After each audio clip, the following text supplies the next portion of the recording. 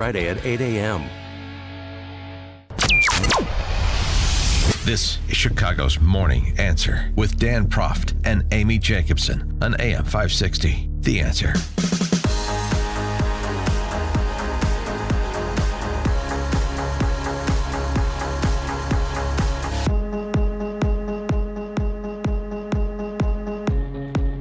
Top of the morning, Dan, and in for Amy this morning, Chicago Tribune columnist John Cass. And John, Michael Bloomberg held his first rally.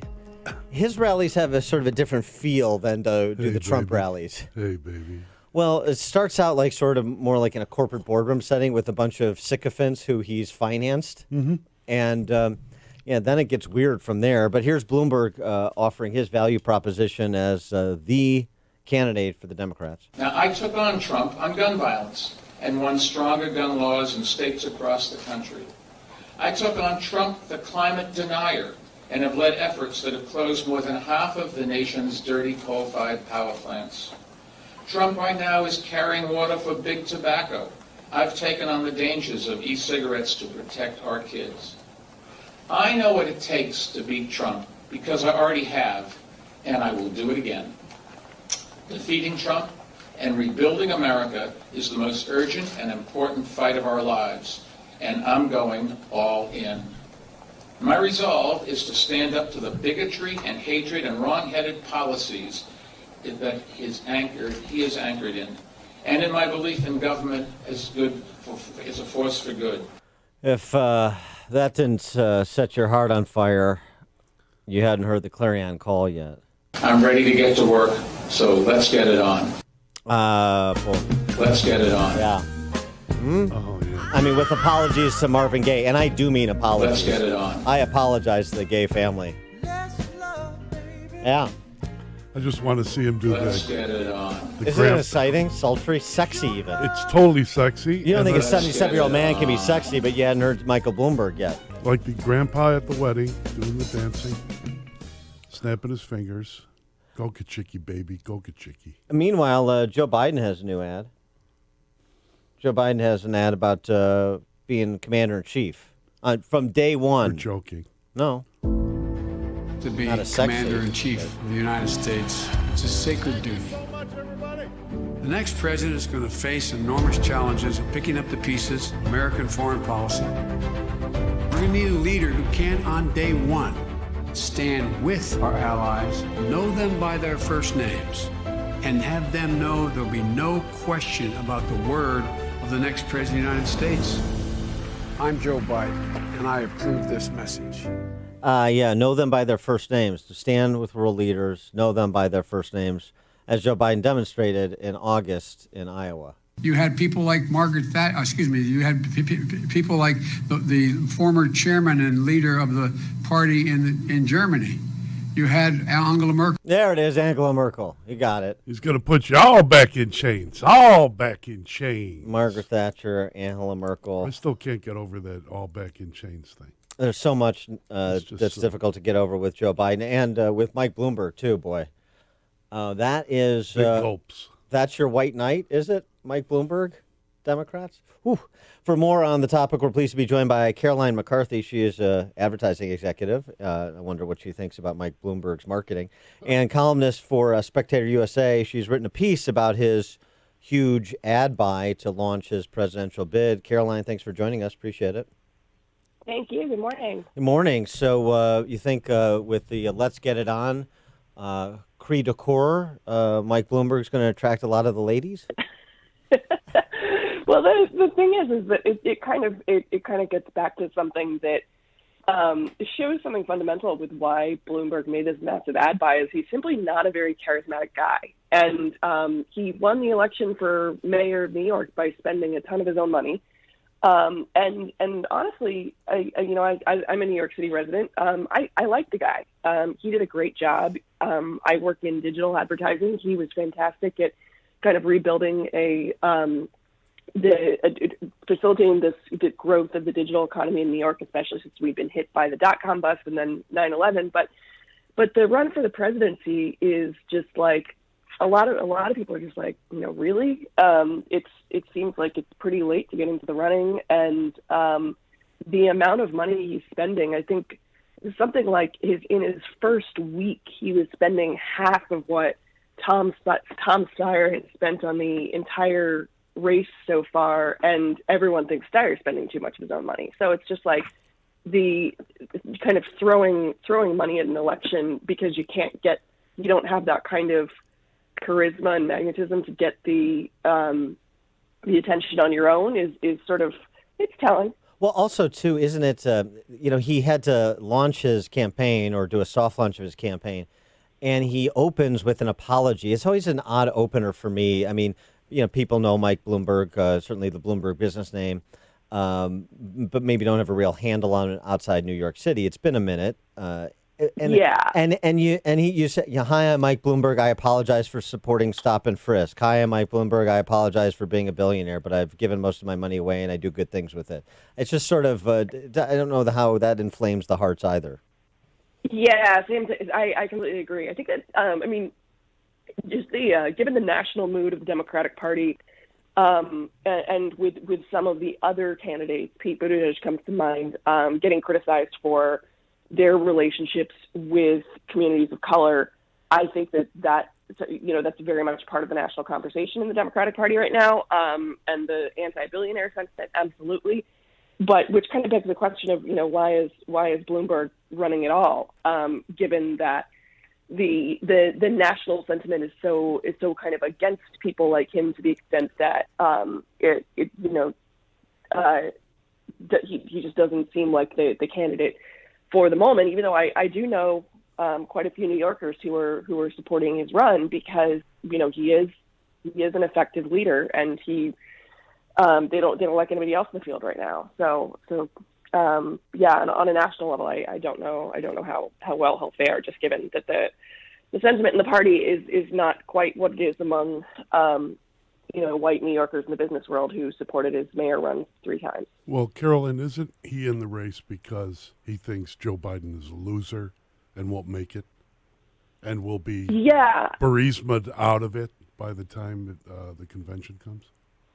Or health reasons or something else. But the thing is and I keep hearing this over and over from other people in the technology industry in New York, is that Bloomberg is a data guy, and he's not going to run unless he sees a path for winning. And so clearly he sees some kind of path for winning, but it's sort of unclear as to what it is, and it typically you do think it will involve Biden flaming out somehow. I think that the stuff involving Hunter Biden is just not getting any better, and but it could also be something involving a health scare or something like that. But clearly that is Bloomberg sees some kind of a path that quite likely does involve Biden flaming out. Well, there was an interesting piece. Was it Ryan Lizza? I can't remember who, but it was New York Magazine, I believe, about Bloomberg. The upshot was in his mayoral runs with his circle of consultants, it was about, what's the cost per vote? What do I got to spend to get us where we need to get to? And that's the same sort of cold analysis he's doing here. What is the cost per vote to get to the plurality I need to win enough states to be the nominee?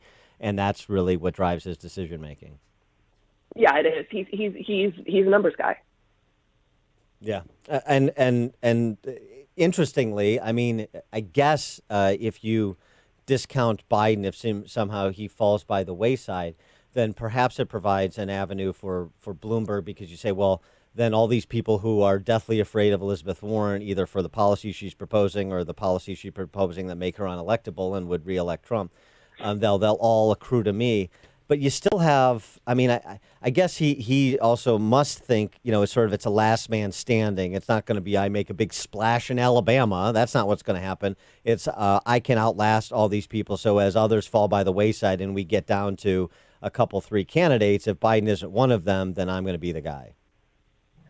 Yeah, I could see that. I could see that being the case. I also there's a fun theory that somebody I know in the ad world came up with, which is that he doesn't think he's going to win, but that this is a better way of putting, a more economical way of putting anti-Trump ads on the air than a super PAC would be, because of the way that those things are priced differently. And I'm not entirely behind that thinking, but I do. Again, Bloomberg is a numbers guy. That maybe he does think that the most effective way to get an anti-Trump message on the airways is to run himself, because of the lower cost for to explain that a little bit. Apparently, and I'm not a political advertising expert. That's just a whole, speaking about whole brands, different beast. Well, wait, that's right. I mean, in terms of the economics of it, but I mean, does Bloomberg strike you as a kamikaze pilot? Doesn't strike me that way. It strikes me that it's more likely that he's an egomaniac, like all of them are, and that this is his last chance to run for president, something he's wanted to do for a while. That seems to me more plausible. It absolutely seems more plausible. But people in New York who have worked with him, people who were close to his top lieutenants when he was planning his 2016 run that he never sort of flipped the switch on, which was all ready to go, by the way. They say he doesn't. He's not a Tom Steyer. He doesn't do things like that, and it would surprise them if he did. So it's all pretty interesting. What do you think of the Bloomberg candidacy as opposed to his brand? I mean, his brand as opposed to Bloomberg News brand. How does that work out? I can just imagine if this were 100 80 years ago, Colonel Robert McCormick were running for president. What position that would put me in. Right. Yeah. I mean, this actually has been very controversial, and people in the journalism world have thought that this is a weird move. That Bloomberg News. Well, first of all, the Bloomberg campaign hired two Bloomberg opinion writers, sort of straight out of the publication. But then also, in addition to that, there was an announcement from the newsroom that they're not going to do any investigative reporting into Bloomberg's campaign, just Trump, or into the campaigns of any of the other Democrats. If someone else does the investigative work, they'll link to it. It was just kind of strange. I mean, it is a tough position for a candidate to be in. I think kind of the last genuine sort of news and media mogul to run for president was Steve Forbes, and that was quite a while ago. But yeah, it was a strange announcement that definitely had a lot of people in the media industry kind of scratching their heads. Yeah, who needs Fusion GPS when you got Bloomberg News? Caroline McCarthy, exactly. Caroline McCarthy, advertising executive columnist for Spectator USA. Her piece, "Could Bloomberg's Huge Ad Buy Backfire?" Caroline, thanks so much for joining us. Appreciate it. Thank you. Have a good one, guys. You too. Happy Thanksgiving. And she joined us on the Turnkey.Pro answer line. There's only one radio show in Chicago talking about today's biggest stories and telling you what they really mean. That show is this one, Chicago's Morning Answer on AM 560, The Answer. Balance of Nature, changing the world one life at a time. In April of 2017, I got the flu, and I had heard your commercials on the radio for a long time, and I thought, you know what, I'm going to try them. So I ordered them, and in May of 2017, I started them, and I have not been sick once. People at work were getting sick, my husband was getting sick, and I was not getting sick. Everyone I talked to at Balance of Nature is so kind and nice. You know, it's a really good experience all the way around. I'll take this till my last breath. Experience the Balance of Nature difference for yourself. From now until the end of the week, Balance of Nature is offering 35% off and free shipping on your first preferred order of Balance of Nature. This special is ending between